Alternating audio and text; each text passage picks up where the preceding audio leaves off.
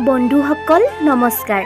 বেছি ওখ পাখ মানুহ যে সেইবাবে চকীৰ ওপৰত উঠি কাপোৰ সামৰি আছোঁ।